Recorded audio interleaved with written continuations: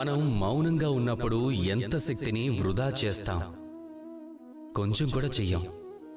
అదే ఒకవేళ మనం ఆవేశపడినప్పుడు ఎంత శక్తిని వృధా చేస్తాం? మన రక్తం మరగడం మొదలవుతుంది.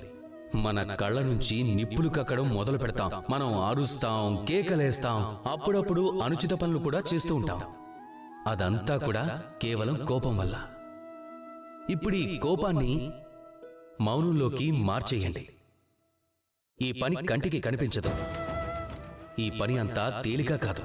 ఇది చాలా కష్టమవుతుంది, అలాగే చాలా శ్రేష్టమైనది కూడా అవుతుంది. ఏ వ్యక్తి అయితే మాటిమాటికి కోపం తెచ్చుకుంటాడో, పదే పదే దాడి చేయడం మొదలు పెడతాడో, తను అందరికంటే శక్తిశాలి అవుతాడా? కానీ కాదు. అందరికంటే శక్తిశాలి ఏ వ్యక్తి అంటే తన కోపాన్ని మౌనంగా మార్చుకోవడం తెలిసినవాడు. తను ప్రశాంతంగా పరిస్థితిని అర్థం చేసుకుంటాడు, దాన్ని అంచనా వేస్తాడు, ఆ తర్వాత వివేకంతో నిర్ణయం తీసుకుంటాడు. అతనే అందరికంటే చాలా శక్తిశాలి. అలాంటి వ్యక్తిలా మారండి. అలాగే నాతో పాటు ప్రేమగా చెప్పండి, రాధా కృష్ణ.